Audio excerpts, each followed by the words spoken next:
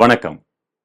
புதிய தலைமுறை அறக்கட்டளையின் அறம் நேர்காணலில் உங்களை சந்திப்பதில் மிக்க மகிழ்ச்சி.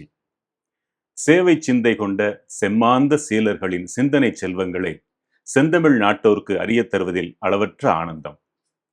முதல் நிகழ்வான இன்றைய நிகழ்வின் சிறப்பு விருந்தினர், அருட்பொழிவாளர், அறம் வளர்க்கும் நாயகர், பாரலாம் சுற்றிச் சுழன்று வரும் மேன்மை பொருந்திய கோவிந்தபுரம் திரு பாலாஜி பாகவதர் அவர்கள். மனமளவும் மாமரமே என்னை வாவென்றழைக்கும் தபோவனமே.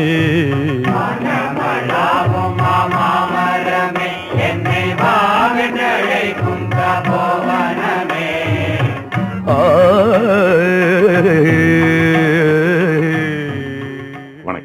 வணக்கம். அறம் என்பதற்கு பல பொருள்கள் கூறப்படுகின்றன.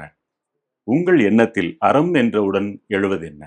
அறம்னு சொன்ன உடனேயே திருக்குறள் தான் நினைவுக்கு வரும். சத்குரு ஞானானந்த சுவாமி நாயனார் சூத்திரம்னு சொல்லுவார் திருக்குறள்ங்கிறத. ஏன்னா திருவள்ளுவ நாயனாருடைய ஒரு எளிமையான வரி அப்படின்னு அதை சொல்லுவார். மனத்துக்கண் மாசிரநாதல் அனைத்து அரண் ஆகுல நீரபிரன்னு சுருக்கமா முடிச்சுட்டார். எண்ணங்கள் தூய்மையாக இருக்க வேண்டியதுங்கிறது தான் தர்மத்துல பிரதானமானது. இப்போ எண்ணம் தூய்மையா இருக்கும்போது முக்கியமானது கொடுக்கிறேங்கிற எண்ணம் இல்லாமல் கொடுக்கணும் இல்லையா? ஏன்னா அவர் நம்மகிட்ட கொடுக்கும்படியான எண்ணத்தை கொடுக்கிறார். நம்மளோடது எதுவுமே இல்லை, கொடுக்கிற கை உள்பட. அடுத்தது இன்னொன்னு சொல்றார் வள்ளுவர், என்ன? அழுக்காறு அவா வெகுளி இன்னா சொல் நான்கும் இழுக்கா இயன்றது அறம் அப்படிங்கிறார். மனசுல ஒரு பொறாமை இல்லாமல், அவங்க பண்றாங்க நானும் பண்றேன் அப்படின்னு ஏட்டிக்கு போட்டி இல்லாமல், ஒரு பேர் புகழுக்காக பண்ணாமல். அந்த காலத்துல கிருபானந்த வையர் சொற்பொழிவை நான் கேட்டிருக்கேன். ஒரு டியூப்லைட் போடுவான், உபயம்னு அவன் பேரே எழுதிட்டு லைட்டு வெளிச்சம் தெரியாதும்பார். அது மாதிரி தன்னை காட்டிக்கொள்ளக்கூடிய எண்ணம் இல்லாமல், பொறாமை இல்லாமல், இல்ல ஒரு தேவையில்லாத ஆசாபாசங்கள் இல்லாமல், கோபம் இல்லாமல், கடும் சொற்கள் சொல்லாமல், இப்படி இருக்கக்கூடியது அறம்னு வள்ளுவர் டெஃபனிஷன் கொடுக்குற இதுக்கு விளக்கம். அப்ப அது மாதிரி நம்ம பண்ணக்கூடியது எதுவுமே. ஒரு தடவை சாமி சொன்னார், ஒரு ஆரஞ்சு பழம் கையில வச்சிருக்காரு. இந்த பழம் நல்ல அழகா இருக்கு பார்க்கறதுக்கு, கண்ணுக்கு அழகு, மூக்குக்கு மனம், நாக்குக்கு ருச்சி, உடம்புக்கு சத்து.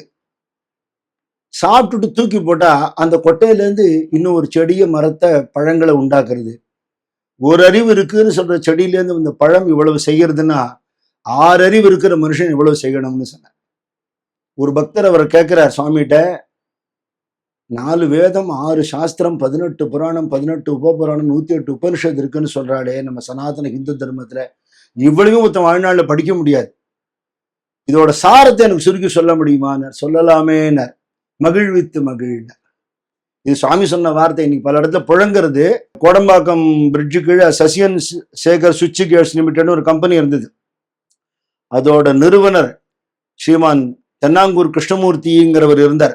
அவருக்கு சுவாமி சொன்ன வார்த்தை இது. இது அவரே என்கிட்ட பகிர்ந்திருக்கார் பல வருடங்களுக்கு முன்னாடி. அப்படி அடுத்தவங்களுடைய மகிழ்ச்சியில நம்ம மகிழ்ச்சி இருக்குன்னு நினைக்கும் போது, ஒருத்தருக்கு தர்மம் பண்றோம், நான் கொடுக்குறேன், நீ இவன் வாங்குறாங்கிற அந்த எண்ணம் இருக்கக்கூடாதுங்க. ரமண பகவான் சொல்றார், ஒருவன் பிறருக்கு கொடுப்பதெல்லாம் தனக்கே கொடுத்து கொள்கிறான்ங்கிற. அப்போ அறத்த மகான்கள் இப்படியெல்லாம் சொல்றாங்க. நம்ம பிறந்ததுங்கிறது எதுக்கு? நல்ல காரியங்கள் பண்றதுக்கு. பண்றதுனால யாருக்கு நன்மை? நான் சாப்பாடு போடுறதுனால ஒரு ஏழைக்கு நன்மை, துணி கொடுக்கறதுனால ஒரு ஏழைக்கு நன்மை, கல்வி கொடுக்கறதுனால ஒருத்தருக்கு நன்மை இல்லை, நமக்கு நன்மைங்கிறாங்க. அப்படி கொடுக்கும்போது பொருள் பற்று நீங்கிறது, மனசு சுத்தமாறுது. அது ஒரு விதமான பூஜை. கடமையை செய், பலன் வந்து சேரும். கொடை அளித்தால் ஒருவர் தனக்கு எதுவும் பலனாக வேண்டாம் என்று நினைத்தாலும் கூட வந்து சேரத்தான் செய்யும். அதனாலதான் பேருக்காவது செய்யுங்க, அது பழக்கமாகட்டும்னு சொல்றாங்க. ஆமா, கரெக்ட். இப்ப இடக்கை ஒருவருக்கு உதவுகிறது, வாங்கியவர் மீண்டும் நமக்கே தரும்படி நேராது, அவர் இன்னொருவருக்கு தருவார். ஆமா, இப்படி தலைமுறைகளாக தர்மம் நீடிக்கும் என்பது பொருள். உண்மை. நீங்கள் செய்யும் அறச்செயல்கள் என்னென்ன ஐயா? நம்ம கோவிந்தபுரத்துல ஞானானந்த பாதுகா மண்டபம்னு ஒரு பிரார்த்தனை கூடம் வச்சிருக்கோம். அதான் மையம். மக்களுக்கு பல சேவைகள்ல இது ஒரு சேவையாகவே நான் நினைக்கிறேன். என்னன்னா, பணம் இருக்கிறவங்களுக்கும் இல்லாதவங்களுக்கும் வாழ்க்கையில எந்த நிலையில இருந்தாலும் எல்லாருக்கும் தேவை ஒண்ணே ஒண்ணு, நிம்மதி. அது வேண்டான்னு யாரும் சொல்ல முடியாது. அப்ப அந்த மன நிம்மதி எங்க கிடைக்கும்னா, இது மாதிரியான தெய்வீக வழிபாடு நடக்கக்கூடிய இடங்கள்ல எங்க எந்த விதமான கெடுபிடியும் இல்லாம மக்கள் போய் கடவுளை வணங்க முடியுமோ அந்த மாதிரி இடங்கள்ல ஒரு அமைதி கிடைக்கும். ஞானானந்த சுவாமிகள் மூலமாக வெளி உலகத்துக்கு வழங்கப்பட்ட நிறைய ஸ்தோத்திர பாடல்கள், அதெல்லாம் காலையில பாடுறது. காலையில ஒரு 8:30 மணிக்கு கோவிந்தபுரம் வாசிகளா இருக்கக்கூடிய ஒரு 150 பேர் ஏழை எளிய மக்களுக்கு ஒரு நாளும் அன்னம் வழங்கப்படுறது. நல்ல ருச்சியான உணவு, ஏதோ கொடுக்குறோங்கிற மாதிரி இல்லாமல் உள்ள இருக்கிற சாமி தான் வாசல்ல வந்து வாங்குறாருங்கிற எண்ணத்தோட அவங்களுக்கு வழங்கப்படுறது. பௌர்ணமி மாதிரி நாட்கள்ல 2 வேளை, தினப்படி 1. அதுக்கப்புறம் நவராத்திரி போது அம்பாளுக்கு புடவை சாத்துறதுன்னு வழக்கம் உண்டு. ஒரு சில பேர் உட்காந்து வச்சு புடவை கொடுப்பாங்க. அது ஒரு புண்ணிய காரியம். நம்ம வந்து கிராமத்துல இருக்கிற ஏழை எளிய மக்கள் அவ்வளவு பேருமே அம்பாளோட வடிவமாகவே சுவாமி அப்படிதான் சொல்றார். எல்லாரையுமே அன்னை வடிவம்ங்கிறார். அப்ப அந்த அன்னை வடிவத்தில் இருக்கிற எல்லா பெண்களுக்கும் புது வஸ்திரம் கொடுக்கறது. அப்புறம் வறிய நிலையில இருக்கிற குழந்தைகளுக்கு தீபாவளிக்கு துணிமணி வாங்குறதுக்கு வசதி இருக்காது. அதான் ஆன்மீகமும் அறப்பணியும் கலந்ததாக சாதாரண நாள்ல கொடுக்காமல் ஒரு நவராத்திரி, ஒரு தீபாவளி அப்போ பட்சணங்கள்லாம் பண்ணி கொடுக்கறது. அந்த குழந்தைகளை விட்டு கிருஷ்ணனுக்கு பூ போட சொல்றது, குட்டி குட்டி நாமாவளி சொல்லித் தர்றது, எளிய கதைகள் சொல்லித் தர்றது, கேள்வி கேட்டு குழந்தைகளை பதில் சொல்றது. அப்படி அன்னதானம், வஸ்திரதானம், வித்யாதானம், ஞானதானம். படிக்கிறதுக்கு வசதி இல்லாத எளிய குடும்பத்தில் இருக்கிற குழந்தைகளுக்கு ஒரு வருஷத்துக்கான ஸ்கூல் ஃபீஸோ காலேஜ் ஃபீஸோ ட்ரஸ்ட் நேரடியாக கட்டிடுறோம். அவங்க நல்லா படிக்கணும், எளிமையான குடும்பத்துக்காரங்களா இருக்கணும் அப்படிங்கிறத வேற எந்த நிபந்தனையும் நம்ம வைக்கிறது இல்லை. இது ரொம்ப எளிய ஒரு சேவை தான். எத்தனையோ பேர் பெரிய பெரிய காரியங்கள்லாம் பண்றாங்க. ஒரு அணில் பண்ணக்கூடிய கைங்கரியம் போல சிறு நிலையில இதை பண்ணிக்கிட்டு இருக்கு. தானத்தில் சிறந்தது அன்னதானம்னு சொல்லுவாங்க. இப்ப சில சன்னிதானங்கள் பேசும்போது தானத்தில் சிறந்தது நிதானம் அப்படின்னு சொல்ல தோணுது. ஆனாலும் இப்ப நீங்க பேசும்போது ஒண்ணு சொன்னீங்க, ஏழை எளிய மக்களுக்கு நாங்க உணவு வழங்குறோம்னு. ஏழ்மை வேறு, எளிமை வேறு, பாவர்ட்டி வேறு, சிம்பிளிசிட்டி வேறு. ஆக ஏழ்மையில் இருப்பவர்களுக்கு மட்டும் உணவளிப்பதுதான் தகும். பணக்காரர்கள் கூட 1000 பேர் பணக்காரர்கள் வந்தாலும் கூட அதை பிரசாதம் நினைச்சு சாப்பிட்டுடுறாங்க. ஆனால் அவர்களால் இல்லத்தில் செய்து சாப்பிட்டு விட முடியும், கடவுளுக்கு படைத்து விட்டு அவர்கள் விரும்பினார். ஆக உணவு தேவை என்பது இன்றைக்கு எப்படி இருக்கிறது? கொடை என்பது உணவு என்பதாகவே இன்றும் நீடிக்க வேண்டுமா, அல்லது வேறு விதங்களில் மாற்றம் எடுக்க வேண்டுமா? யாருக்கு எது தேவையோ அதை கொடுக்கறது கொடை. காஞ்சி பெரியவர்கள் திருமலரோட திருமந்திரம் சொல்லுவார், யாவர்க்குமாம் இறைவருக்கு ஒரு பச்சிலை, யாவர்க்குமாம் பசுவிற்கு ஒரு வாயுரை, யாவர்க்குமாம் உண்ணும்போது ஒரு கைப்பிடி, யாவர்க்குமாம் பிறர்க்கு ஒரு இன்சொல் தானேங்க. ஒரு இன்சொல் சொல்றது ஒரு கொடை. அது பெரிய தர்மம். அது கடுமையை எந்த சந்தர்ப்பத்திலையும் சுவாமியுடைய தியான ஸ்லோகமே மந்த ஸ்மிதமுகாம் போஜ சம்ஸ்கிருத ஸ்லோகம் தான். அவருடைய முகம் மலர்ந்த நிலையில இருக்கும், புகைப்படக்காரருக்காக இல்லை, எப்பவும் மலர்ந்த நிலையில இருக்கும். எப்பவும் இனிமையான பேச்சு, மென்மையான பேச்சு. அது அந்த வார்த்தை மனசு அப்படியே தொட்டுடும். இது ஒரு ஞானிகளோட இயல்பு. நம்ம பார்த்து வியந்து போறோமே. மகான்கள் என்ன சொல்றாங்க, அது ஏன் நீங்க பழக்கப்படுத்திக்க கூடாது? எப்பவும் மலர்ந்த முகத்தோட ஏன் இருக்கக்கூடாது? யார் தடுக்கிறா? இனிமையா ஏன் பேசக்கூடாது? அப்ப அது ஒரு கொடை இல்லையா? அடுத்தது வசதி உள்ளவங்க, பணம் இருக்கிறவங்க சாப்பிட்டுக்கலாங்கிறது ஒண்ணு. இப்ப எங்க ஊர் கோவிந்தபுரத்துல ஒரு சின்ன குக்கிராமம். அது வெளியூர்ல இருந்து நிறைய பக்தர்கள் வருவாங்க, கார்ல வருவாங்க, போதேந்திர சுவாமி தரிசனம் பண்ணுவாங்க, அங்க இருக்கிற சன்னதி எல்லாம் பார்ப்பாங்க. சட்டுன்னு பக்கத்துல ஒரு உணவகம் கிடையாது, ஆடுதுறைக்கு தான் போனோம். அந்த மாதிரி நேரத்துல அவங்க கூட வாங்கிட்டு போறாங்க. இன்றைக்கும் உணவின்றி படுக்கைக்கு செல்வோர் ஏராளமான பேர். எல்லா மடங்களிலும் உணவளிப்பது என்பது அன்றைய காலத்திலிருந்து கடமையாக இருந்து கொண்டிருக்கிறது. ஒரு காலகட்டத்தில் உணவிற்கு அவ்வளவு கொடிய பஞ்சமெல்லாம் இருந்திருக்க வேண்டும். இல்லை என்றால் எவர் வந்தாலும் வாங்க, சாப்பிட்டீங்களா, சாப்பிடுங்க, அந்த சொல் இருக்காது. விருந்தோம்பல். ஆக அந்த அன்னதானத்துல உதாரண மனிதர் என்றால் நீங்க யாரை சொல்லுவீங்க? அன்னதானம்னு சொன்ன உடனே நினைவுக்கு வருது தேர்ப்பெருமானூர் ராமசாமி ஐயர்னு பேர் அவருக்கு. ஆனா அப்படி சொன்னா யாருக்கும் தெரியாது. அன்னதான சிவன் சொன்னாதான் தெரியும். அப்படி ஒரு மகான் இருந்து உலகமே கையெடுத்து கும்பிடக்கூடிய மகாபெரியவர் அவரை பத்தி சொல்லும்போது நெகிழ்ந்து போயிருக்காருன்னு சொன்னா அவரோட பெருமையை சொல்ல முடியாது. ரொம்ப எளிமையான ஒரு சமையல் கலைஞர். ஒருத்தட்ட வேலை செஞ்சுட்டு இருந்தவர், விதவிதமா சமைச்சு போடுவார். திடீர்னு அவருக்கு தோணித்து, இது மாதிரி ஒரு சம்பளத்துக்கு வேலை செய்யறதை விட 4 பேருக்கு சாப்பாடு போட்டா என்ன, பணம் காசு வாங்காம யாரோ காசு கொடுக்குறாங்க, அவர் நம்மளை கூப்பிடுறாரு, நம்மளும் வேலை செய்யறோம், அதெல்லாம் நினைச்சே பார்க்காம பசிக்கு சோறு அப்படின்னு எப்போ போடணும்னு தோணித்து. தோன்றவர் யாருன்னா, அன்னைக்கு வேலை செஞ்சாதான் காசு. ஒரு கோடீஸ்வரர் தானம் பண்றது பெரிய விஷயம் இல்லை இல்லையா? கையில பணம் இல்லை, தர்மம் பண்றதுக்கு எது வேணும்னா அவர் தான் நிரூபிச்சார், மனம் தான் வேணும்னு காட்டினார். பெரிய பெரிய கோவில் கும்பாபிஷேகத்துக்கெல்லாம் தேதி குறிச்ச உடனே எத்தனாம் தேதி கும்பாபிஷேகம், 3 மாசம் கழிச்சு, அப்படியா எத்தனை பேர் வருவாங்க, சுமார் ஒரு 1,00,000 பேர். அது நான் அன்னதானத்து செலவு ஏற்றுக்கணும், எல்லாம் ஏற இறங்க பார்ப்பா. ஏன்னா இடுப்புல கட்டின ஒரு அறத்துண்டு, மேல ஒரு துண்டு, கழுத்துல ருத்ராட்ச, நெத்தியில விபூதி, ஒண்ணும் கிடையாது. ஒரு கடையா போய் துண்டை விரிச்சு, சிவன் வந்திருக்கேன், முடிஞ்சதை குடும்பம். அவரை பத்தி பேசும்போதெல்லாம் தொண்டை தொழிலெழுத்து. அப்படி ஊரா போய் வாங்கி அவர் பண்ணின அன்னதானத்தை பத்தி பெரியவர் அவ்வளவு விமர்சையா சொல்றார். 1,00,000 பேருக்கா போடுவாங்க? 1,00,000 பேருக்கு. மகாவங்கத்தும் போது போட்டிருக்கார், நாகநாத சுவாமி கும்பாபிஷேகத்துக்கு போட்டிருக்காரு. அப்படியே இமயமலை மாதிரி இருக்கும் சாதம்ங்கிறார் பெரியவர்.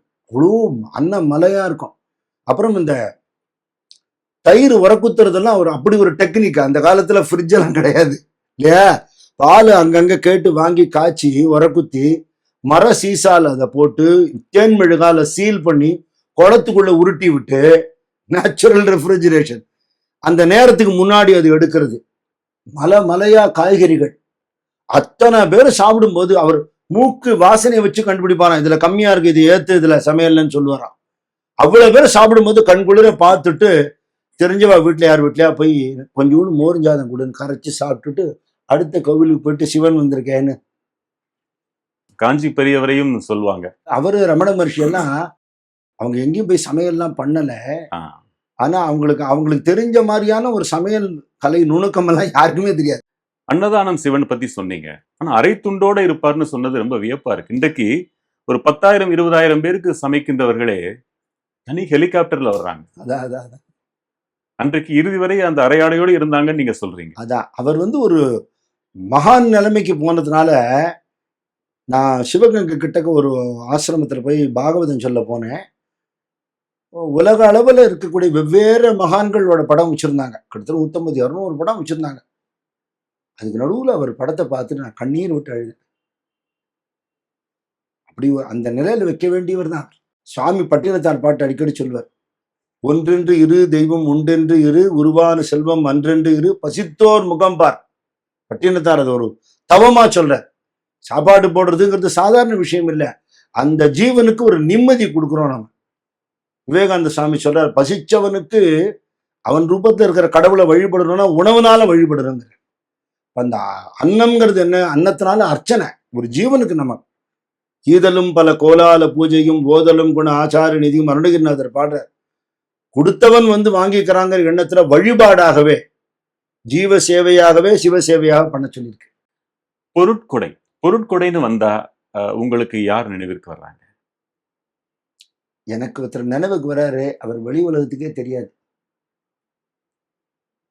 ஏன்னா எவ்வளவோ பேர் தர்ம காரியங்கள்ங்கிறது தர்ம சிந்தனை உள்ளவர்கள் கொடுத்து தான் நடக்கணும், அதுல சந்தேகம் இல்லை. இந்த மாதிரி நல்ல காரியம் பண்றோம்னு போய் சொன்ன உடனே எத்தனையோ பேர் நிறைய கொடுத்துருக்காங்க. எல்லாரையும் நான் நன்றி கூர்ந்து நினைவு பண்ணிக்கிறேன். வாடகை வீட்டுல வாழக்கூடிய ஒரு மனிதர், அவர் மனைவிக்கு உடம்பு முடியல, படுத்த படுக்கையா இருக்காங்க, குழந்தை கிடையாது. என்னோட கதைகளை ரொம்ப நாளை கேட்கறது என்கிட்ட ரொம்ப அன்புள்ளவர். அவரை நான் பார்த்ததே இல்லை, எப்படி இருப்பாருன்னு கூட தெரியாது, ஃபோன்ல தான் பேச்சு. இந்த ஞானானந்த பாதுகா மண்டபம் கட்டுறதுக்கு சென்னையில் இருக்கிற தன்னுடைய நிலத்தை விற்று 1 கோடி ரூபாய் கொடுத்துருக்காரு. உங்களை ஒரு முறை பார்க்கணும்னு நான் சொன்னேன். என் மனைவி விட்டுட்டு என்னால் வர முடியாதுன்னு. நான் உங்களை பார்க்குறேன். அண்ணா, எனக்கா நீங்கள் கஷ்டப்படாதீங்கோ, நம்ம 2 பேரும் என்னைக்கு பார்க்கணும்னு சாமி தீர்மானம் பண்ணுறதோ இன்னைக்கு பார்த்துக்கலாங்கிற. தன்னை காட்டிக்கொள்ளவே விரும்பாத ஒரு ஜீவன் இல்லையா? நினைச்சு பார்க்க முடியுமா? பாடுபட்டு சேர்த்த பணத்தை புதைத்து வைக்கல, அவரு விதைத்து வைத்திருக்காரு. கொடுத்தேங்கிற எண்ணமும் இல்லாம. மகாபலிகிட்ட வாமனமூர்த்தி தானே 3வது அடின்னு கேட்டது, மண்ணுலகம் அளந்தாச்சு, விண்ணுலகம் அளந்தாச்சு, இனிமே கொடுக்கறதுக்கு என்ன இருக்கு, நீ கொடுக்குற, நீ 3வது அடி எங்கன்னு கேட்கிறார். மகாபலிக்கு ஒரு நிமிஷம் புரியல, நிஜமாவே கொடுக்கறதுக்கு ஒண்ணும் இல்லை. அப்போ ஒண்ணு தோணித்து, கொடுக்கிறேன்னு சொன்ன நான் இன்னும் மிச்சம் இருக்கேனே, அதனால என்னை கொடுத்தேன்னா. யோகி ராம்சூர்குமார் ஒருத்தர்கிட்ட சொன்னார், I don't want anything from your possessions, I want the பொசஸர்னு. சாமான் எதுவும் எனக்கு வேணாம், காசு பணம் வேணாம், கொடுக்குறேன்னு சொன்ன ஆள் எனக்கு கொண்டா அப்படின்னு கேட்கிறார். அதுதான் முக்கியம். அது மாதிரி தான் கொடுக்குறோங்கிற சிந்தனை இல்லாமல், எவ்வளவு கொடுத்தோங்கிற எண்ணம் கூட இல்லாமல் கொடுத்தவங்க எம்எஸ் அம்மா, கிருபானந்த வாரியார் சாமி. அவங்களும் நினைவுக்கு வராங்க. ஏன்னா ஒரு கச்சேரி முடிஞ்ச உடனே என்ன சம்பாவனை கொடுப்பாங்கன்னு தெரியாது. அது எந்த தர்ம காரியத்துக்கு போகணுங்கிறது கூட அவங்க வீட்டுக்காரர் சதாசிவம் அவர்கள் தான் முடிவு பண்ணுவார். அவங்க மூலமா நடக்கிறது. ஆனா அவங்களுக்கு அதை பத்தி எதுவுமே தெரியாது. ஆன்மீகத்துல பொதுவா அப்படிதான் சொல்லுவாங்க, சாட்சி பாவத்துல இருப்பாங்க. இறைவன் செய்கிறான், நீ கருவிங்கிறதையும் கடந்த நிலை. பார்த்துன்னு இருக்க பார்வையாளன் தான். வாரியார் சாமி அது மாதிரி எத்தனை கும்பாபிஷேகத்துக்கு கொடுத்துருக்கார். அவர் ஒரு தடவை சொன்னார், காசியில போனா கத்திரிக்காய் விட்டேன் வெண்டைக்காய் விட்டேன்னு சொல்லுவாங்க, நான் சம்பாவனை வாங்குறத விட்டேன்னு. அதுக்கப்புறம் சம்பாவனை வாங்கல. அவ கடைசி நாள் உபன்யாசம் முடிஞ்சு சம்பாவனை கொடுக்கும்போது அன்னைக்கு யாராவது திருப்பணிக்கு வந்திருப்பாங்க, அவங்க கூப்பிட்டு இந்தா வாங்கிக்கோ அப்படின்னு கையை உதறிட்டு விபூதி விட்டு சிரிச்சுன்னே ஏந்து போயிடுவார். எப்பேற்பட்ட காரியம். எம்எஸ் அம்மா அந்த மாதிரி எவ்வளவோ பண்ணியிருக்காங்க, கணக்கு வழக்கே கிடையாது. அதாவது பாடும்போதும் அதுவே இறைவனுக்கு அர்ப்பணமா இருக்கும். அதனாலதான் நான் சொல்லுவேன், இருக்கும்போது பாடுறது பெருசு இல்லை, காலமான பிறகு திருப்பதிக்கு போற பாதையில அன்னமாச்சாரியாளுக்கு விக்கிரகம் இருக்கு, ஆஞ்சநேயருக்கு விக்கிரகம் இருக்கு, கருடனுக்கு விக்கிரகம் இருக்கு, எம்எஸ் அம்மாவுக்கு விக்கிரகம் இருக்கு. அந்த அம்மா குரல் வந்து பெருமாள் கேட்கிறார் தினம். இந்த புண்ணியம் யார் பண்ண முடியும் இல்லையா? வாழ்க்கையை எப்படி தெய்வத்துக்கு அர்ப்பணமா வாழணுங்கிறது, பணமும் புகழும் சம்பாதிக்கக்கூடிய ஒரு துறையில இருந்து கூட அதெல்லாம் பொருட்படுத்தாத அவங்களாம் மகான்கள். உண்மையிலே அன்னக்கொடை பற்றி சொன்னீங்க, பொருட்கொடை பற்றி சொன்னீங்க, கல்விக்காக நீங்களும் பல உதவிகள் பண்றேன்னு சொன்னீங்க. என்னென்ன உதவிகள் பண்றீங்க? ஒண்ணு வந்து நேரடியா பள்ளிக்கூடத்திலேயே காலேஜ்லயே பணம் கட்டிடுறது, இது ஒரு உதவி. இன்னொன்னு தகுதி உள்ள குழந்தைகளுக்கு தகுதி உள்ள கல்வி நிறுவனங்கள்ல இடம் வாங்கி கொடுக்கறது. அடுத்தது நம்மளே ஒரு டியூஷன் சென்டர் மாதிரி ஒன்று வச்சிருந்து வாரத்துல 5 நாள் குழந்தைங்க அங்க போய் படிச்சுட்டு வரும். இங்க வந்து டியூஷன் டீச்சர்ஸ் எல்லாம் வந்து இங்க பாடம் நடத்துவாங்க, அவங்க ஸ்கூல் பாடமே எடுப்பாங்க. பசங்கள்ட்ட நம்ம பணம் வாங்குறது இல்லை, பேக்ல இருந்து நோட் புக்ல இருந்து எல்லாம் நம்ம கொடுத்துருவோம். டீச்சர்ஸுக்கு ட்ரஸ்ட்ல இருந்து ஃபீஸ் கொடுத்துருவோம். அவங்களுக்கு வந்து அங்க எங்கெங்கெல்லாம் பள்ளிக்கூடத்தை சரியா படிப்பு வரலையோ, டியூஷன் வச்சுக்கிறதுக்கு வசதி இல்லாத குழந்தைகள்லாம் இதுல வந்து படிப்பாங்க. அவங்களுக்கு ஞாயிற்றுக்கிழமை அன்னைக்கு ஒரு நாள் மட்டும் கலாச்சார வகுப்பு, பண்பாட்டு வகுப்புன்னு சொல்லி அவங்க தாய் தந்தைக்கு எப்படி நடந்துக்கணும், ஆசிரியர்களுக்கு எப்படி நடந்துக்கணும், தேசபக்தி எப்படி இருக்கணும், இயற்கையில நமக்கு எப்படி ஒரு நாட்டம் இருக்கணும், எப்படி பராமரிப்பு இருக்கணும், இதெல்லாம் நம்ம சொல்லித்தரோம். இப்படி பசங்களுக்கு வந்து கல்வி அறிவு, பண்பாட்டு அறிவு ரெண்டும் கொடுக்குறோம். எங்களுடைய அறக்கட்டளை 2 முக்கிய விஷயங்களில் கவனம் செலுத்துகிறது. ஒன்று, அடுத்தவர் வாழ்வை எந்த வகையிலேனும் மேம்படுத்துவது. இன்னொன்று, நீர்நிலை பராமரிப்பு. அது எங்களுடைய முதன்மை கருத்தாக இப்போது மலர்ந்திருக்கிறது.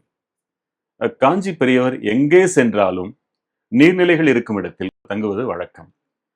அப்படி செல்லும் போதெல்லாம் அந்த குளங்கள் நல்ல முறையிலே இருந்தது, அந்த ஊர் மக்களை நல்ல முறையில் பார்த்து கொண்டார்கள். இப்பொழுது அப்படி இல்லையே. இந்த நீர்நிலை பாதுகாப்பை பற்றி உங்களுடைய கருத்து என்ன? அவசியமாக அது பாதுகாக்கப்படணும். ஏன்னா நம்மளுடைய நாகரிகமே கங்கை கரை நாகரிகம், காவேரி கரை நாகரிகம்னு நதி வெளியே ஒட்டி தான் மக்கள் வாழ்ந்திருக்காங்க. ரிவர் வேலி சிவிலைசேஷன் நம்ம இங்கிலீஷ்லயும் சொல்றோம். அதை ஒட்டி ஒரு பண்பாடோட மக்கள் வாழுது. ஏன்னா நம்முடைய எல்லா தெய்வ காரியங்களுக்கும் நீர் ரொம்ப முக்கியம். நம்முடைய உலக வாழ்க்கைக்கு நீர் ரொம்ப முக்கியம். அந்த நீர் தூய்மையானதாக பராமரிக்கப்படக்கூடியதா இருந்ததுன்னா தான் நமக்கு நன்மை. இப்ப அது ஒரு வியாபார பொருளா போயிடுது. எந்த காலத்திலயோ சிவன் சார் சொல்லிட்டார் அதை. அப்போ இதெல்லாம் யாரும் நம்பியிருக்க கூட மாட்டாங்க. தண்ணி காசு கொடுத்து வாங்குற காலம் வரும்னு. எங்க பார்த்தாலும் ஜலம் சமிருத்தியா இருந்த காலத்துல, எங்க பார்த்தாலும் வளம், நீர் வளம் இருந்த காலத்துல அவர் சொன்ன வார்த்தை. எத்தனை கோடீஸ்வரர்கள் அவருக்கு பக்தர்களா இருந்தாங்க, எத்தனை பெரிய பெரிய கலைத்துறை நிபுணர்கள்லாம் அவருக்கு வந்து தரிசனம் பண்ணியிருக்காங்க இல்லையா? தன்னையும் துறந்தவன் துறவின்னு சொல்றார் ஏழிப்படிகள் மாந்தர்கள். உடையை மட்டுமல்ல, தன்னையும் துறந்தவன் துறவி. துறக்கிறதுக்கு ஒரு ஆள் இருக்கக்கூடாது. துறவோட உச்சம் அது இல்லையா? அடிப்படை அறமே நீர்நிலை ஒட்டினாப்புல இருக்கு. அதை இயற்கையை பாதுகாக்க வேண்டியது கட்டாயம். நீர்நிலைகளை பாதுகாக்க வேண்டியது கட்டாயம். மனுஷன் தன் சுயநலத்தினால நீர் வரத்தை தடுத்து அதை எல்லா விதத்திலையும் மாசுபடுத்தி அது பிரயோஜனம் இல்லாம பண்ணிடுறான். விளைவு என்ன ஆகுதுன்னா, குடிக்கிறதுக்கும் பயன்பாட்டுக்குமே காசு கொடுத்து நீர் வாங்கக்கூடிய ஒரு நிலை வருது. அப்படி இல்லாதபடிக்கு தூர்வாரப்பட்டு செய்ய வேண்டியது அவசியமானது. சித்தலிங்க மடத்துல சாமி இருந்த பொழுது ஊரெல்லாம் வறண்டு கிடந்த ஒரு காலத்துல மக்கள்லாம் சாமிகிட்ட சொன்னாங்க, சுவாமி மழை இல்லை, ரொம்ப வயல்லாம் வறண்டு கிடக்கு, பாலமா இருக்குன்னு. அப்ப சாமி அங்க கிணத்துல கொஞ்சம் தண்ணி இருந்தது, அந்த தண்ணிய வத்த அடிச்சு சாமி தலையில விடுவோன்னு உட்காந்துட்டார். நம்ம ஏதோ கேட்கிறோம், அவர் ஏதோ சொல்றாரு. தண்ணி எடுத்தவர் தலையில விட்டா என்ன ஆகும்? மழை கண்டு பல வருஷம் ஆச்சு, அந்த இடமெல்லாம் பாலம் பாலமா இருக்கு. சாமி தலையில எல்லாரும் ஜலம் கொட்ட கொட்ட கொட்ட பானம் கருத்து விடாத மழை 3 நாளைக்கு பொழிஞ்சு எங்க பார்த்தாலும் வெள்ளக்காடா இருந்தது. சாமி அந்த கணத்தை காமிச்சு, இதுல கங்கை வற்றாது இருக்க செய்வோம்னு சொன்னார். ஊர்ல அதுக்கப்புறம் நீர்வளம் என்னைக்கும் நிரம்பி இருந்ததுன்னு சொல்றாங்க. ஞானிகளுடைய விசேஷமே ஒருங்கிணைப்பு தான். இந்த தேசத்தில் நடந்த அத்தனை ஒத்துமையும் ஞானிகளால் ஏற்பட்டது. துரதிருஷ்டவசமா அத்தனை பிரிவுகளும் அரசியல்வாதிகளாலையும் புரியாத மக்களாலையும் ஏற்பட்டுடுது. ரொம்ப வருத்தத்தோட சொல்றேன். ஒரு முறை காவேரி பிரச்சனையை பத்தி நான் ஒரு இடத்துல பேசினேன். அப்ப சொன்னேன், காவேரி வரமாட்டேங்கிறது அரசியல் ரீதியா என்ன பண்றாங்களோ பண்றாங்க, அறிக்கை விடுறாங்க. மக்கள் என்ன பண்ணலாம்னு சொன்னேன். மனித முயற்சியும் வேணும். ஏன்னா மனித முயற்சிக்கும் கடவுள் அருள் இருக்கு. ஆன்மீகமா பிரார்த்தனை பண்ணிக்கொண்டு என் ஊர் நல்லா இருக்கணும், நீர்வளம் நிலவளம் நித்தியப்படி நம்ம பிரார்த்தனை அது உண்டு. நீர்வளம் இருக்கணும், நிலவளம் இருக்கணும், மக்கள்லாம் மன அமைதியோட வாழணும், ஒத்துமையாக வாழணும். உலகத்துக்கு இயற்கை வளம் இருக்கணும்னு நம்ம நினைக்கிறது எதுக்கு? அதுல சுயநலமும் இருக்கு. நம்மளும் நம்ம குடும்பமும் நல்லா இருக்கணும் இல்லையா? எல்லாருக்கும் அந்த சிந்தனை வரணும். எல்லா மகான்களும் அதை சொல்லியிருக்காங்க. ஆதிசங்கர கங்கை மேல ஒரு அஷ்டகம் பாடியிருக்கார், யமுனை மேல ஒரு அஷ்டகம் பாடியிருக்கார், நர்மதை மேல பாடியிருக்கார், காவேரி மேல பாடியிருக்காங்க. என்னன்னா, இந்த நதிகளை தெய்வமா வழிபட்டு எல்லா நீர்நிலைகளும் தூய்மையா இருந்து மக்களோட பயன்பாட்டுக்கு வரணும் தான் எல்லா ஞானிகளும் சொல்றாங்க. நதி தாய் போன்றது, அதில் உள்ள மணலை சுரண்டி விற்கிறார்கள். தாயை சுரண்டுவது தகுமோ என்பதை அவர்கள் தான் சிந்தித்து பார்க்க வேண்டும். ஒரு தாய் 10 வீட்டுல 10 பாத்திரம் தேய்த்து கூட குழந்தைகளை காப்பாற்றுவாள். ஆனால் ஒரு குழந்தை கூட பாத்திரம் தேய்க்க அவள் அனுமதிக்க மாட்டாள். தன்னை சுரண்டினாலும் கூட அவள் பொறுத்துக் கொள்கிறாள். எங்களுடைய நிறுவனம் இன்றைக்கு நேற்றல்ல, கடந்த 15 ஆண்டு காலத்திற்கும் மேலாக பல சேவைகளை செய்து வருகிறோம். வெளியில் தெரிய வேண்டாம் என்பதும் எங்களுடைய ஒரு கொள்கையாக இருந்தது. மகிழ்வித்து மகிழ் என்று நீங்கள் சொன்னீர்கள். உதவுபவர்களை வெளிக்காட்டி உதவ வைத்து உதவு என்பதாக நாங்கள் மாறி இருக்கிறோம். ரொம்ப சிறந்த கொள்கை.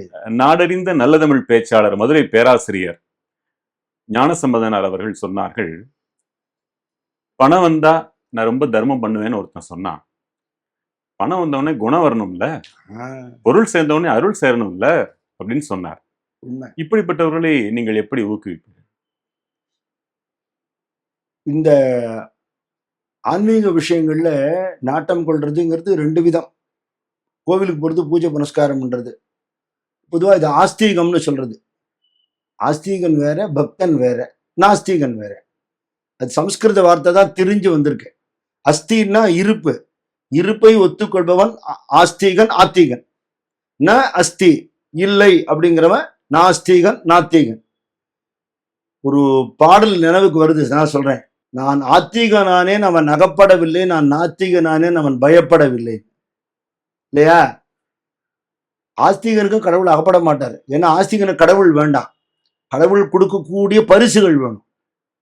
நாஸ்திகனுக்கு கடவுளே இல்லைங்கிறான். அதனால அவனை பொறுத்தவரை விஷயம் வேற. யாருக்கு கடவுள் சிக்கு வரணும்? பக்தனுக்கு தான் சிக்கு. அன்புனால இறைவனை கட்டி போடவர்கள் இருக்கார் இல்லையா, அவர்களுக்கு மட்டும்தான் இறைவன் சிக்குவர். அதனால இந்த நல்ல சிந்தனைகளை புஸ்தகங்கள்ல இருக்கு, எடுத்து படிக்கிறதுக்கு இன்னைக்கு ஆள் இல்லை. அதுல நாட்டமும் குறைஞ்சு போச்சு. அப்ப இன்னைக்கு இந்த மீடியா வேர்ல்டுன்னு சொல்லக்கூடிய இந்த ஊடக காலத்துல எல்லாரும் இதுல பாக்குறதுக்கு விரும்புறாங்க. அதுல ஆன்மீக செய்திகளை சொல்லி அது மூலமா ஒரு நாள் மனசுல தைக்காம போகாது. என்ன இப்படி இருக்கோமே, நம்ம வாழ்க்கை பயன் இல்லாம இருக்கே, கட்டின வீட்டை திறந்து போட்டுட்டு பட்டினத்தார் கிளம்பிட்டாருன்னு வரலாறு இருக்கு. புரந்தரதாசர் 500 வருஷத்துக்கு முன்னாடி 9 கோடி ரூபாய் சொத்துக்கு அதிபதியா இருந்தவர் கிளம்பிட்டார் பாண்டரங்கனோட அருளால. இதெல்லாம் எடுத்து தானம் பண்றதுன்னு யாரோ சொல்லும்போது அவர் ஒரு துளசி தளத்தை எடுத்து வீட்டு படியில வச்சுட்டு கிருஷ்ணார்ப்பணம்னு விட்டு போயிட்டாராம். எடுத்து கொடுக்கறதுக்கு நான் யாருங்கிற நிலை இல்லையா? ஆன்மீக சிந்தனை வர வர தனக்குன்னு பதுக்கி கொள்ளாமல் ஒதுக்கி கொள்ளாமல் கொடுக்கணுங்கிற எண்ணம் வரும். அது ஆஸ்தீகம் நாஸ்தீகம் ரெண்டுத்துக்கு நடுவுல வரக்கூடிய பக்தியோட சம்பந்தப்பட்டது ஆன்மீகம். நல்லா கவனிக்கணும், ஆன்மா சம்பந்தப்பட்டது. அப்படின்னு வரும்பொழுது என்னுடைய உடம்புக்கு நான் சேர்த்து வச்சுட்டேன், இந்த உடம்புல இருந்து உண்டான குழந்தைங்களுக்கு சேர்த்து வச்சுட்டேன். இந்த உடம்புக்குள்ளதான் நான் நிஜமாவே இருக்கேன், இந்த உடம்புக்குள்ளுக்குள்ளதான் நான் இருக்கேன். இந்த உடம்பு நான் இல்லை, என்னுடைய உடம்பு நான் இல்லை. அதுக்குள்ளுக்குள்ள இருக்கிற அந்த ஆன்ம வடிவத்துக்கு அந்த ஜீவனுக்கு நான் செய்யணுங்கிற எண்ணம் ஏற்பட்டதுன்னா நிச்சயம் அவங்களுக்கு கொடையாளிகளா மாறுவாங்க.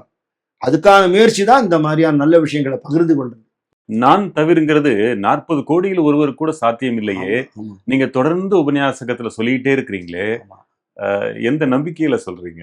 ஊதர சங்க ஊதிடுவோம், வெடிகிற போது வெடிவிட்டு நான் சொல்ல மாட்டேன். ஊதர சங்க ஊதிடுவோம், சாமி வெடிய வைப்பார் இல்லையா? தர்மத்தை சொல்லிக்கிட்டே இருக்கணும் இல்லையா?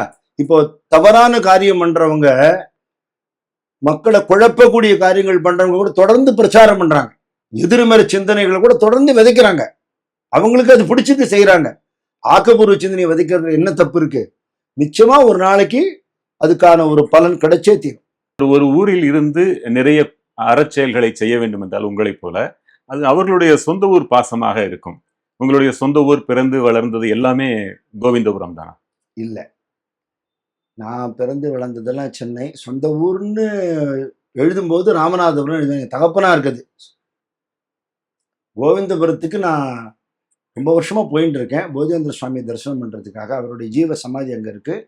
காமகோட்டி பீட்டத்துல 59வது பீட்டாதிபதியாக இருந்து பாமர மக்கள் முக்தி அடையணுங்கிற ஒரே காரணத்துக்காக பீட்டாதிபதி பதவியை துறந்து வெளியே வந்து ஏழை எளிய மக்களுக்கு ராமநாமத்தை கிராமம் கிராமமா போய் பிரச்சாரம் பண்ணி உபதேசம் பண்ணின பெரிய மகானவர். அவருடைய ஜீவ சமாதி இருக்கிற ஊர். அப்படி அந்த போதேந்திர சுவாமியோட ஊருக்கு அவரோட ஆராதனைக்கு நான் போவேன். முரளிதர சுவாமிகள் என்ன ஒரு 12-13 வருஷத்துக்கு முன்னாடி என்கிட்ட கூப்பிட்டு கோவிந்தபுரத்துக்கு போய் தாத்தா சாமிக்கு ஒரு கோவில் கட்டிருந்தார். மகாபிரிவா சொன்னதுலேருந்து எல்லாருமே ஞானானந்த சாமி தாத்தா சாமி தான் சொல்லுவா. சாமிகிட்டே ஒரு தடவை போய் கேட்டா, உங்களை போய் தாத்தா சாமின்னு சொல்றாளே, தாத்தா தாத்தான்னு கூப்பிடுறாளேன்னா, நல்லது தானே தாத்தான்னு கேட்கறா, கொடுத்துட்டே இருக்கேன் அப்படின்ட்டார் சாமி. அதுக்கு ஒருத்தர் பாட்டே வேற எழுதி விட்டார், எனக்கு ஒரு வரம் இதைத்தான். இப்போ அந்த ஊர்ல போய் இருந்து அவருக்கு கோவில் கட்ட சொன்னார். கோவில் கட்டுன்னு சொல்லிட்டா இடம் இருக்கா இல்லை, பணம் இருக்கா இல்லை, என்ன பண்ண போறேன்னு தெரியாது. ஆனா எங்க அப்பா அம்மா வளர்த்த விதம் என்ன, மகான்கள் சொன்னா சரின்னு கேட்டுடும், அவ்வளவுதான். அதுக்கான வழி தானே பிறக்கும். என்னை கொண்ட வந்து நந்தகோகுலத்துல விட்டுடுன்னு வசுதேவர்கிட்ட கிருஷ்ணர் வந்து ஜெயில சொல்றார். சிறை பூட்டப்பட்டிருக்கு, வாசல்ல பூட்டு தொங்குறது, காவலாளி குறுக்க நடுக்க நடமாடுறான், இவர் கையில விலங்கு போட்டிருக்கு. எப்படி இந்த குழந்தைய கொண்டு அங்க விட முடியும்னு அவருக்கு தோணலையாம். சொன்னது கிருஷ்ணன் வந்து கடவுள்னு தெரிஞ்சு போச்சு, பிள்ளையா வந்தாலும் கடவுள்னு தெரிஞ்சு போச்சு. சரின்னு எடுத்தார், அந்த குழந்தைய கூடால வச்சு தலையில தூக்கினாராம். விலங்கு தெரிச்சது, பூட்டு விழுந்தது, வழியில இருந்தவெல்லாம் தூங்கிட்டான். யமுனை வழி விட்டுது அந்த பக்கம் போயிட்டாருன்னு பாகவதன் சொல்றது. இது என்ன தத்துவம்னா, ஒரு நல்ல காரியத்துக்கு 1000 தடைகளை மனசு கற்பிச்சாலும் துணிஞ்சு இறங்கினா தடைகள் விலகும். அது இதுல நடந்தது. ஒன்னொன்னு அது தனியே எபிசோடாவே சொல்லணும். வாடகைக்கு வீடு யாரை கேட்கலான்னு போனா, அங்க வீடு வச்சிருக்கிற வந்து என்ன வந்து நீங்க இந்த வீடு வாடகைக்கு எடுத்துக்கலான்னு கேட்கிறேன். அங்கே தங்கி இருந்தேன், பூமி கிடைக்கல, கையில பணம் காசு இல்லை, என்ன பண்ண போறோன்னு தெரியல. யாரு கேட்டாலும் சாமி கோயில் கட்டுறதுக்கு வந்து எங்க கட்ட போறீங்க தெரியாது, இது ஒரு பதிலா? இன்னைக்கு அவ்வளவு நடந்திருக்கு. அந்த இடத்துல எனக்கு கொடுக்கப்பட்ட இடத்துல கட்டுறதுக்கு கொலை மிரட்டல் உள்பட வந்தது. கட்டுறதுக்கு முயற்சி பண்ணி செங்கல் எடுத்து வச்சா உயிரோட ஊரை விட்டு போக மாட்டேன் அப்படின்னு ஒருத்தர் போன்ல என்ன மிரட்டினார். இந்த ஊர்ல தான் போகணும்னு என் தலையெழுத்திருந்தேன், அப்படியே ஆயிட்டு போட்டோன்னு நான் சொன்னேன். என்ன நடந்ததுன்னா, சாமியுடைய பிறந்த நாள் அன்னைக்கு, தைக்கிருத்திக ஜெயந்தி அன்னைக்கு சாமி அவரை கூட்டிட்டு போயிட்டார். எனக்கு டிக்கெட் தரேன்னவருக்கு டிக்கெட் கிடைச்சிடுது. இது மாதிரி ஏகப்பட்ட திருப்பங்கள், எங்கெங்க எதிர்பாராத இடத்துல இருந்தெல்லாம் உதவிகள். அப்படி அந்த கோவில் இன்னைக்கு கட்டப்பட்டு பல அறப்பணிகள். அது ஆரம்பிச்ச போது சின்ன சன்னதியா இருந்தது, வேலைக்கு ஆள் வைக்கிறது கூட வசதி கிடையாது, ட்ரஸ்ட்னு இருக்க ட்ரஸ்ட்டுக்கு பணம் கிடையாது, பாட்டு பாடி கதை சொல்லி வர்ற பணத்தை எடுத்து போட்டு தான் இது வரல வந்திருக்கு. அப்போ வீட்டில் அவங்க சமைச்சு கொடுத்து அதை கொண்டு போய் வெளியில அன்னதானம் பண்ணுவோம். முதல் நாள்ல இருந்து அன்னதானம். அதுக்கு எதுவும் வாங்குறதுக்கு கூட ட்ரஸ்ட்ல பணம் கிடையாது. ஆனா எப்படி இந்த காரியங்கள் சாமி ஆரம்பிச்சு நடத்தினாருங்கிறது இன்னைக்கு நம்ம நினைச்சு பார்க்கும்போது கடந்த காலத்தை அவ்வளவு அருள் லீல. இன்றைக்கு தன்னிறைவு அடைஞ்சிட்டீங்களா? இன்னும் ஏதாவது உங்களுடைய தேவைகள் இருக்கின்றன? தர்ம காரியங்கள தேவை இருந்துட்டே இருக்கும். ஏன்னா நம்ம ரொம்ப வச்சுக்கிறது இல்ல. அப்பப்போ குடுத்துடுறோம். ஒரு நிரந்தர நிதி வைக்கணுங்கிற எண்ணமெல்லாம் இருக்கு. அது வைக்கும்போது வைப்போம். நம்ம அதுக்காக யோசனை பண்ணி பண்ற காரியத்தை சுருக்கக்கூடாது. 150 பேர் குடுக்குறோமா, 200 பேருக்கு எப்படி குடுக்குறது? 10 குழந்தைக்கு குடுக்குறோமா, 50 குழந்தைக்கு எப்படி குடுக்குறது படிப்புக்கு? அப்படிதான் யோசனை பண்ணணுமே தவிர, அதுக்கு சுவாமி பங்கம் இல்லாம குடுக்குறார். ரொம்ப ஆச்சரியமானது. என்னைக்கும் எந்த ஒரு விஷயமும் நின்னு போனதே இல்ல. என்னோட 39வது வயசுல நான் வேலை பார்த்த நிறுவனத்திலேருந்து வேலை போய் நான் வீட்டுக்கு வந்தேன். இன்னைக்கு எனக்கு 61 வயசு ஆகுது. நான் அதுக்கப்புறம் எங்கேயுமே வேலைக்கு போல. எந்த தொழிலும் பண்ணல. என்னோட சொத்து பத்து கிடையாது. பேங்க்ல பேலன்ஸ் கிடையாது. இன்ட்ரெஸ்ட் கிடையாது. சரி, பணத்தை வைத்து நிம்மதியை தானே வாங்க தேடுறோம். உங்களுக்கு நேரடியாகவே அது கிடைக்கும். கொடுத்துட்டார் சாமி. ஒரு நாள் கஷ்டப்படல. ₹1 கடன் வாங்கல. எப்படி என் வாழ்க்கை நடந்ததுன்னா அருள்ங்கிற ஒரு பதில் தான், வேற பதிலே கிடையாது. அந்த அருள் தான் இந்த பாதுகா மண்டபத்தை கட்டிட்டு அதை தான் நடத்திட்டு போறது. நான் வெளியில உபன்யாசம் பண்றதுமே ஏதோ புஸ்தகத்தை இருந்து படிச்சு கேட்டதெல்லாம் விட எனக்கு நடந்ததையே நான் சொல்றேன். ஹிந்தி மொழியில பேசுறீங்க, சன்ஸ்கிரிட்ல பேசுறீங்க, தமிழையும் நல்லா பேசுறீங்க. எல்லா மொழி நல்ல இதிகாசங்கள் புராணங்கள்ல பாண்டித்யம் பெற்றிருக்கிறீங்க. சங்கீதத்துல அவ்வளவு சிறப்பா நீங்க பாடுறீங்க. கேட்டுக்கிட்டே இருக்கலாம் போல தோணுது. திடீர்னு அபங் பாடுறீங்க, இந்துஸ்தானி பாடுறீங்க. இதற்காக எவ்வளவு கடுமையா உழைச்சிருப்பீங்க நீங்க? காலி ஸ்லேட்டுல என்ன வேணா எழுதலாம். நான் காலி ஸ்லேட்டு, சாமி எழுதுறேன். நீங்க என்ன பேசுறீங்க, எப்படி பேசுறீங்கன்றதே பல நேரங்கள் உங்களுக்கு தெரியுது. உண்மை, அதுதான் உண்மை. நிறைய பேர் நம்ப மாட்டாங்க. சில சமயம் நான் உபன்யாசம் பண்ணினதை நான் கேட்கும்போது எனக்கே ஆச்சரியமா இருக்கும். நம்ம படிச்சது தெரிஞ்சின்றது கொஞ்சம், வெளியில வர்றது வேற. அது சாமி எனக்கு அனுபவத்துல கொடுத்துட்டதுனால அது அவரை நினைச்சுக்கிட்டு நம்மள எம்டி பண்ணிக்கணும், காலி பண்ணிக்கணும். இதுதான் நான் தெரிஞ்சின்றது. என்னோட அறிவினால நான் சொல்லணும்னு நினைச்சேன்னா அது நடக்காது இல்லையா? செறிவற்று உலகோடு உரை சிந்தையுமற்று அறிவற்று அறியாமையும் மற்றதுவேங்கிறார் கந்தர் அனுபூதியில் அருணகிரிநாதன் இல்லையா? யாம் ஓதிய கல்வியையும் எம் அறிவும் தாமே பெற வேலவர் தந்ததினால் அப்படிங்கிற இந்த கடவுளோட அருள் கொடையில நமக்கு நாட்டம் வந்துடுதுன்னா, சுவாமி அடிக்கடி சொல்ற வார்த்தை, உடம்பில் திடம் இருக்கும் வரை குருநாதரை சிந்தனை செய்வோம், பாக்கி ஆக வேண்டியவர்களை அவர் பார்த்துக் கொள்கிறார். கிருஷ்ணபரமசாமி ஒரு முறை சொன்னார், நீ செய்யறேன்னு நினைச்சிட்டா அவன் சாட்சி ஆயிடுவான், அவன் செய்யறான் நீ புரிஞ்சுட்டு நீ சாட்சி ஆயிடுங்கிற இல்லையா? நம்ம ஒரு பொம்மை நாட்டு பொம்மை தானே. அந்த உணர்வு வந்ததுன்னா அருள் நாட்டம் ஏற்பட ஏற்பட வாஸ்தவத்துல காரியங்கள் நடக்கிறது நம்ம பார்க்கிறோம். அதுதான் உண்மை. ஒரு அரசு நினைத்தால் 1000 கொடையாளர்கள் தேவையில்லாமலே கூட போய்விடலாம். அரசுக்கு உங்கள் ஆலோசனை? பெரிய பெரிய கேள்வி இது. வாஸ்தவத்துல ஆழமான கேள்வி. பெரிய கேள்வின்னு சொல்றதை விட அறநூல்கள்ல சொல்லப்பட்டிருக்கிற விஷயங்களை அடிப்படையாக வைத்துக்கொண்டு ஆன்மீகமும் அறமும் வேற வேறையே இல்லை. மனத்துக்கண் மாசுரநாதன்னு சொல்லும்போது அங்க ஆன்மீகமும் வந்துடுது. அதனால அறநூல்கள், குறிப்பா திருக்குறளே எடுத்துக்கலாம். ஏன்னா மகாபெரியவரே தெய்வத்தின் குரல்ல சொல்றார், 4 வேதத்தோட சாரம் அதுல இருக்குன்னு சொல்ற. தெய்வீகத்தையும் தமிழையும் ஆன்மீகத்தையும் கலந்து மக்கள் பணி பண்ணும்போது அது ரொம்ப சிறந்ததா இருக்கும். நம்ம ராஜாக்கள்லாம் அப்படிதான் பண்ணியிருக்காங்க. நம்ம தேசத்தை ஆண்டவர்கள் பூரா ராஜராஜ சோழன் நாட்டை இவ்வளவு சிறப்பா ஆண்டார்னு இருக்கு. குடவோலை திட்டம் கொண்டு வந்தாருங்கிறது, நீர்ப்பாசனம் எப்படி கொண்டு வந்தார்னு இருக்கு, மக்களை எப்படி ஆட்சி பண்ணினார், ஜனநாயக முறைப்படி மன்னர் ஆட்சியிலேயே பண்ணார்னு இருக்கு. அந்த பக்கம் பெரிய கோயில் ஒரு சாட்சி. திருமுறைகளை வெளியில கொண்டு வந்தது அவர் தான். இன்னைக்கு திருமுறைகள் பாடுறோம்னா ராஜராஜ சோழன் கிடையாது இல்லையா? அதனால ஆன்மீக பணியும் அரசு பணிதான் அப்படிங்கிறத புரிந்து கொண்டு அதோட இணைந்து பண்ணும்போது இன்னும் சிறப்பா. ஒரு பழமொழி ஒன்று சொல்லுவாங்க, பழைய சோற்றுக்கு உப்பில்லை என்பவனுக்கும் பருப்பு சோற்றிற்கு நெய்யில்லை என்பவனுக்கும் கவலையின் அளவு ஒன்றுதான். அதே போல நம்மிடம் இறந்து நிற்போருக்கு ஏது மற்றவன் ஒரு 10 ரூபாய் தாளை போடுவதற்கும் ஒரு பணக்காரர் 2000 ரூபாய் தாளை போடுவதற்கும் இருவருக்கும் ஒரே பொருளை ஒரே அளவு கொடுத்ததாகத்தான் அவர்கள் உள்ளம் நினைக்கும் என்பார்கள். இப்ப நம்மளுடைய தேவை இருக்கும்போது இயன்றதை இப்பொழுதே செய்துவிடு என்று மக்களுக்கு சொல்ல வேண்டியிருக்கிறது. நீங்களே அதை சொல்லுங்க. பாடுபட்டு தேடி பணத்தை புதைத்து வைக்கும் கேடுகட்ட மாண்டதே கேளுங்கள்னு ஔவையார் சொல்றார். நல்வழி. நல்வழி. கூடு விட்டு ஆவி போன பிறகு அந்த பணத்தை யார் கொண்டு போக முடியும்னு கேட்கிறார். அருணகிரிநாதரும் தேடி புதைத்து திருட்டில் கொடுத்து திகைத்து இழைத்து வாடி கிளேசத்து வாழ்நாளை வீணாக்கம் வாய்ப்பவரேங்கிறார். எனக்கு தெரிஞ்சு ஒருத்தர் நல்லா சம்பாதிச்சார். ரிட்டையர் ஆனதுக்கப்புறம் பெங்களூரில் போய் ஒரு சொந்த வீடு வாங்கிட்டு இருக்கப்பறம் இந்த மாதிரி ஒரு பார்க் மாதிரி வச்சுப்பேன், இல்லை நடுவில் ஒரு குளம் இருக்கும், நான் அப்படி வாக்கிங் போவேன் அப்படி இப்படின்லாம் பேசினார். ஒரு நாள் ஆஃபீஸ்க்கு வந்தார், அட்டண்டன்ஸை கழுத்து போட்டார், சீட்டில் சாஞ்சார். அவர் கிருஷ்ண பக்தர், ஹரே கிருஷ்ணானார், அப்படியே உயிர் போயிடுச்சு.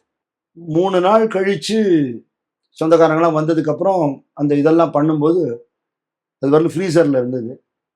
ட்ரெஸ்ஸு மாற்றும் போது அந்த சாவி கொத்து இருந்தது உள்ள. எதை எடுத்துன்னு போக முடிஞ்சது இல்லையா?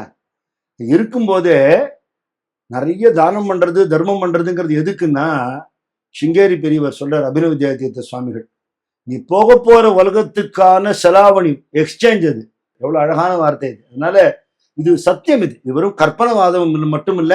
எவன் கொடுக்கிறானோ அவன் தாழ்ந்து போகவே மாட்டான். நாள்தோறும் சொற்பொழிவுகள் ஆற்றுறீங்க, அருட்பொழிவுகள் ஆற்றுறீங்க. இதுவே ஒரு மிகப்பெரிய சேவை தான். உங்கள் வாழ்க்கைக்கு நீங்கள் பொருள் தேடிக்கொண்டீர்கள், அருள் தேடிக்கொண்டீர்கள். எண்ணற்றோர் என்னுடைய படுக்கை அருகில் உங்களுடைய பேச்சைத்தான் கேட்டுக்கொண்டே இருக்கிறேன், அப்படியே உறங்கி விடுகிறேன், நன்றின்னு சொல்றாங்க. நீங்களும் பெருந்தன்மையோட அந்த நன்மையை நான் செய்தவன் ஆகிறேனே நன்றி அப்படின்னு சொல்றீங்க. மற்ற சேவைகளை நீங்க தொடர்ந்து செய்றீங்க. அந்த சேவைகளில் உங்கள் எதிர்கால திட்டம் என்ன? இன்னும் விரிவாகவே நம்ம கல்வி சேவையை பெருசு பண்ணணும். ஏன்னா ஆன்மீக கல்வி தனியா, பள்ளி கல்வி கல்லூரி கல்வி தனியாக இருக்கு. நம்மளாம் படிக்கிற காலத்தை கடவுள் வாழ்த்துன்னு இருந்தது, இப்போ இல்லைன்னு சொல்றாங்க. எப்படி உலகம் உண்டானதுன்னா இயற்கைன்னு சொல்றாங்க. அதுக்கு மேல சிந்தனை பண்ண தெரியல. ஆன்மீக வாழ்க்கையோட இணைந்த கல்வி வரும்போது முக்கியமா ஒழுக்கத்தை அது சொல்லும். பண்பு இல்லாமல் இப்போ நிறைய பேர் தப்பு பண்றாங்க, மாட்டிக்கிறாங்க. படிப்பறிவு இல்லாதவங்களான்னு நல்லா படிச்சவங்க, ஒரு டிகிரிக்கு 2 டிகிரி வாங்கியிருக்காங்க. அந்த படிப்பு அவங்களுக்கு ஞானத்தை கொடுக்கல, பண்பை கொடுக்கல. ஒயிட் காலர் கிரிமினல்ங்கிற பதமே அப்படித்தானே வந்தது. அதனால பண்போட அன்போட கூடின ஒரு கல்வி நமக்கு கொடுக்கணும் குழந்தைகளுக்கு. அது பெரிய அளவுல குருநாதர் பெயரால பண்ணணும் அப்படிங்கிற எண்ணம். அடுத்தது எல்லா தட்டு மக்களுக்குமே ஆன்மீகத்துல உங்களுக்கு எவ்வளவோ சந்தேகங்கள் இருக்கலாம், ஆன்மீகத்துல எவ்வளவோ ஆவல் இருக்கலாம். நாங்கெல்லாம் இப்படி பண்ணலாமா அப்படின்னு அவங்களுக்கு எல்லாருக்கும் அதுக்கான ஒரு வழிமுறைகளை காட்டணும். வசதி இல்லாதவங்களோட இடத்துக்கு போய் சேவை பண்ணணும். நான் ஒரு காலத்துல எனக்கு அந்த ஒரு பாக்கியம் கிடைச்சது. விஸ்ராந்திங்கிற முதியோர் இல்லத்துல போய் படுத்த படுக்கையா இருக்கிற வயசானவங்க கிட்ட போய் நான் கதை சொல்லிட்டு வருவேன். கண்ணீரை விட்டு அழுவாங்க. எங்களுக்கு இருக்கிற வேதனையில எங்க கஷ்டத்தை போய் யார்கிட்ட சொல்லுவோன்னு இருக்கு. இந்த கதையை கேட்டு 2 மணி நேரத்துல எங்களுக்கு அப்படி ஒரு ஆனந்தமா இருந்தது. எங்களால எங்கேயும் நடந்து வர முடியாது, நாங்க இருக்கிற இடத்துக்கு தேடி நீங்க கதை சொல்றீங்களே, அப்படி ஒரு புண்ணியாத்மா ஒருத்தர் ஏற்பாடு பண்ணார் எனக்கு. அது மாதிரி மக்களுக்கு மன அமைதி கொடுக்கக்கூடிய, பசிக்கு உணவு, செவிக்கு உணவு, நல்ல அறியாமைக்கு மருந்தாக கல்வி, அப்புறம் ஒரு சித்த வைத்திய ஆயுர்வேத வைத்தியசாலை ஒன்று இருக்கணும். இதெல்லாம் எனக்கு எதிர்கால திட்டம் இருக்கு மக்களுக்கு. ஏன்னா நம்ம சித்தர்களும் மூலிகைகளும் அவ்வளவு பெரிய ஒரு பொக்கிஷம் இந்த தேசத்துல. நான் இந்த அலோபதி மெடிசனை பரிகாசம் பண்ணல, அது சில இதுக்கு தேவைப்படுறது. ஆனா நம்மளுடைய அடிப்படையா உள்ள தமிழ்நாட்டுல பாரத தேசத்தில் இருக்கக்கூடிய இந்த பண்புடைய மருத்துவம் இருக்குல்ல, இதை மக்கள் தெரிஞ்சுக்கணும். நிச்சயமா அலோபதி ஹோமியோபதி போறவங்க எல்லாம் அதையும் தாண்டி வெங்கடாஜலபதி இருக்காங்க. சரி, அறம் பேசுவோருக்கு உலகமே சொந்தம். அது போல எல்லாவற்றிலும் உள்ள நல்ல கருத்துக்களை ஏற்றுக்கொள்ள நாங்கள் விரும்புகிறோம். அந்த வகையில சென்னை பல்கலைக்கழகத்தின் சம்ஸ்கிருத துறை தலைவராக இருந்த பேராசிரியர் வீழிநாதன் அவருடைய புதல்வர், இன்றைய ஐஐடி மெட்ராஸின் இயக்குனர் திரு காமகோடி அவர்களுடைய ஆலோசனையின் பேரில் நடக்கக்கூடிய ICCW international centre for clean water என்ற அமைப்பின் மூலமாக எங்கள் புதிய தலைமுறை அறக்கட்டளை ஒரு புரிந்துணர்வு ஒப்பந்தம் நாங்கள் போட்டிருக்கிறோம். கருத்தாளம் என்னவென்றால் நீர்நிலைகளை பாதுகாப்பது என்பது. அந்த வகையில் நம் 2 அறக்கட்டளைகளும் இணைந்து பணியாற்ற வாய்ப்பிருக்கிறது. உங்களுடைய கருத்துக்களை சொல்லுங்கள். நிச்சயமா மகிழ்ச்சியோட இணைந்து பணியாற்றலாம், ரொம்ப சந்தோஷம். எங்களது 2 அறக்கட்டளைகள் இருக்கு. ஒன்று ஸ்ரீ குருவிட்டல் சேவா ட்ரஸ்ட்டுங்கிற பேர்ல ஆன்மீக பணி செய்யக்கூடியது, ஞானானந்த சுவாமியுடைய வழிபாடு, அவருடைய செய்திகளை பரப்புவது அப்படின்னு. ஸ்ரீ குரு லோகோபகார ட்ரஸ்ட் இன்னொரு ட்ரஸ்ட் இருக்கு, உலக உபகாரம் அப்படிங்கிறது தான் அது. அப்படி அந்த ட்ரஸ்ட் மூலமாக தான் இந்த சேரிட்டபிள் ஆக்டிவிட்டின்னு சொல்லக்கூடிய தர்ம காரியங்கள்லாம் நடக்கிறது. அதுல ஒரு பகுதியாகவே நிச்சயமாக கோவிந்தபுரத்தில் எங்கெங்கெல்லாம் ஊர் மக்களுக்கான மேம்பாடு, குறிப்பா நீர்நிலைகள் மேம்படுத்துவது தேவைப்படுறதோ அது விஷயமா கட்டாயம் நான் உங்களை தொடர்பு கொள்றேன். உடல் பணி தொண்டு பண்ணக்கூடிய, உழவார பணி பண்ணக்கூடிய பக்தர்களை நான் அழைச்சிக்கிறேன். நல்ல விதமா சேர்ந்து நாம அந்த திருப்பணிகளை செய்வோம்.